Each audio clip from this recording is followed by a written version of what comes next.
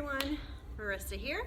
Today we are going to do some squat work, so I hope you're ready to get your glutes activated. Here we go. All right, next we're gonna move into that isolated one leg at a time, kind of working through our feet and our ankles, getting some strength there. So walk and step your feet back out to our wide second position. Go ahead and place your hands on your hips if you want. Take them up to shoulders. Again, you can follow the arm pattern or just do whatever feels best for you. Drop that pelvic bowl down, pull up in your hip flexors, dial your belly in. Think about closing your rib cage as well. So everything's kind of pulling and squeezing in. Arms out, bend that right knee, press into the ball of the right foot. And again, you're dropping straight down and squeezing up. Drop and squeeze. Breathing, dialing everything in.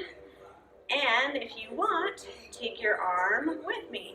Down, just nice easy circle, squeezing, breathing, reversing that arm. Really pressing and enjoying that feeling of thigh engagement. Keep pressing into the ball of that right foot. Again, really contract your muscles in your legs. It's not just a bend and straightening. Let's switch to our left leg. Do some bends. Get that going. Again, dropping straight down, pulling the shoulder blades back, belly engaged. And if you want, take your left arm with me. I like to think about just moving around the clock with my arm. Again, little brain action for us too. Kind of having two different things going at once. Squeezing through, and then taking that right arm in a nice opposite way. Keep breathing and reversing that arm. Good. Staying down and switching, switch, switch, switch. So I'm taking some of that pulse out at first. I'm just moving in a shift. And then, if you want, add that plie in. If shifting feels much better, do so. We can move our arms simultaneously. Check in with your belly and back. Breathing. How you guys doing? Good? We're gonna do that again. Squeeze, press, breathe. Maybe get a little lower in these demis. If you want to challenge yourself and get a little shake and quake going on, feel free to drop down. Let's do one more circle, breathing, squeezing. Good. We're almost there. And stretch everything up. Go ahead and rotate parallel for me. Reach forward. Go ahead and drop your chin to your chest and just shifting your hips nice and easy here. Really release, let go. You can walk your feet underneath you, soften your knees, roll and round up. Be sure to inhale on your way up, providing oxygen to your body so you don't get dizzy. All right, next we're gonna move into our grand plies in our second position, which is that wide leg turned out position. So I've already stepped my feet wide apart. Go ahead and join me. Again, fan those toes out, heels are inward. We're really holding on with our inner thighs, dropping that pelvic bowl down, pulling and lifting up in the front body, belly squeezing in. Whole time, tummy in. Nice and engaged. So now we're gonna drop all the way down. The difference between our grand plie in our first position with our heels together, toes out, and our second position is our heels never leave the ground. So we keep pressing heels down and out and really lengthening, pressing the knees back, squeezing everything up and inward. Again, you want to think about connecting your thighs even though they're spaced apart. So we still have that squeezing and engagement, dropping straight down. So again, body goes straight down, squeezes straight back up.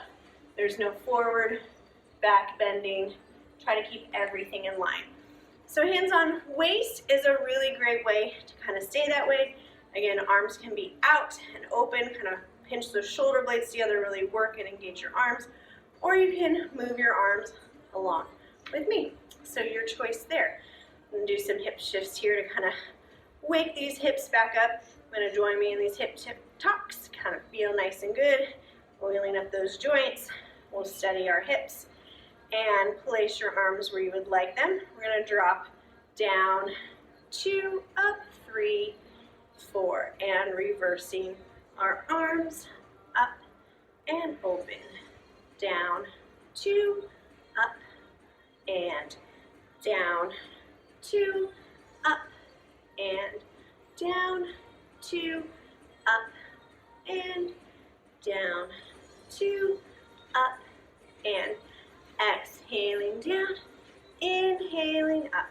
Keep the back tall, pressing through, shoulders stay down, belly squeezing in. Enjoy the ride. Starting to feel that grand plie burn that we love so much. Getting glutes, thighs, and hamstrings nice and strong, strengthened and shaped. This is our last one, guys. So this time we're going to stay down here. Go ahead and place your hands on your thighs. You need to walk those feet even farther apart. Feel free. Now you can stay here or come down to your elbows and really release those hips. Now if you want, you can do an easy shift side to side like I am. We're here for a couple more breaths. 5, 4, 3, 2, 1. Rotate parallel. Hands down, release your head, shake it out. Shift in those hips. Toe heel it back.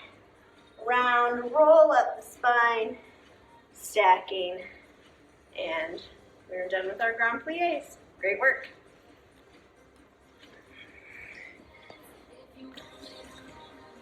All right, next we're going to move to some curtsy squats. So what I would like you to do is place your right leg behind you, touch your toe to your back heel.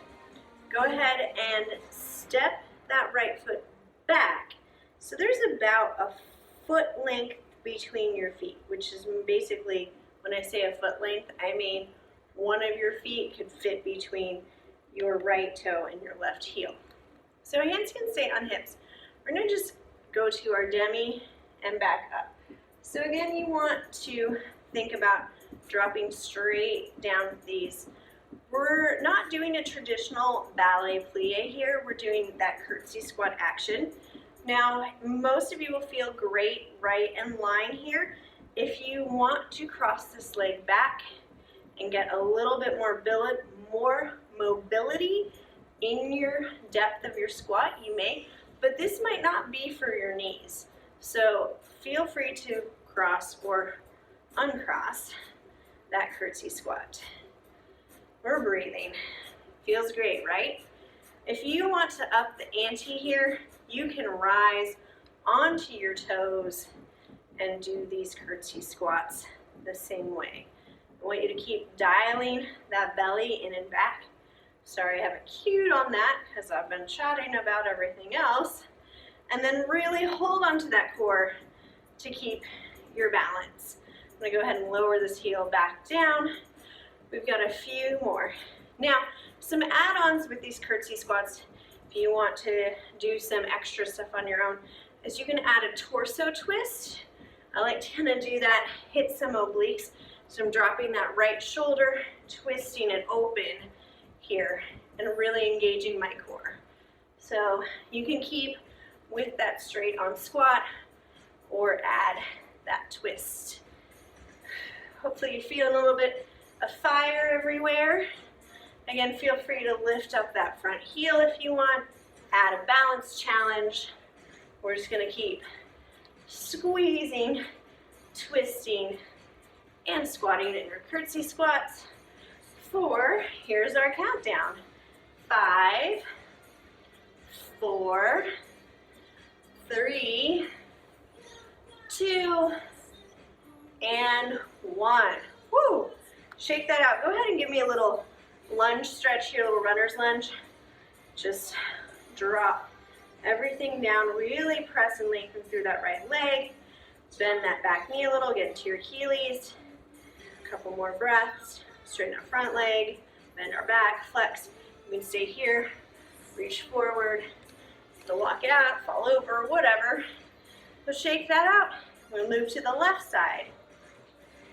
All right, we're gonna move into the left side of our curtsy squats. So what I want you to do is place your right foot in front, kind of fan that foot out a little bit, touch your left toes to your right heel. Go ahead and step it back about a foot, which means you can place one of your feet between, and then prop up on that toe. So again, we did our squats either way. We can stay right in line, toe and heel, or if you are more inclined to get a nice cross going, you can step that left leg further to the right, adding some deeper motion. Again, be cognizant of your knees, how they're feeling. We're still really engaging our thighs and our hamstrings and our glutes. So don't just go into that bending pattern of just bending and straightening your legs. There's definite resistance. So I've moved my feet back in line as I'm dropping down and squeezing those thighs up. Now I'm keeping that pelvic bowl in line, not letting my seat stick out. You see how I just bent forward there? That's what we don't want to happen. We want to keep everything up and down in that invisible toaster. And we're breathing, and life is great. Now, balance challenge, option to rise up on those toes, really squeeze that core for balance engagement. Maybe you don't go as far down here, but definitely don't let your chest drop like that.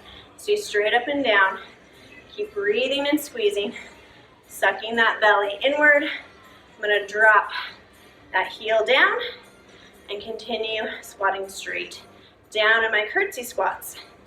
Now next, I'm gonna add in that twist that we did on the right side. Now, you definitely don't have to do that, but feel free. So you're gonna drop that left shoulder over and then open it up at the top. So twisting and opening. It kind of helps to take your gaze that way. So as you twist, you can look right and then left with that shoulder. So I'm still engaging here, and I'm not completely collapsing in my twist. I'm just letting that torso follow as I breathe. And hopefully you're still breathing too and engaging that core. Whew. Love it, right? Starting to feel the burn, the fatigue. We've got a few more left before we do our countdown, but let's go ahead and start that countdown now. Here's 5, 4, 3, 2, and our last one. Whew. Shake that out. Probably have a lot of fatigue on that right side. Whoa, don't fall over. Use your arms for balance. Give me that high runner's lunge. Bending forward. Again, dropping that pelvic fold down and back. Pulling up in your hip flexors. Bend your back knee. Get that Achilles stretch. Lengthen your front leg, flex that foot. You can stay right here. Or maybe reach forward for that stretch. And you can walk out if you're falling over. Shake everything out. Do great with all of the squatting. Keep it up. You're gonna have great back sides.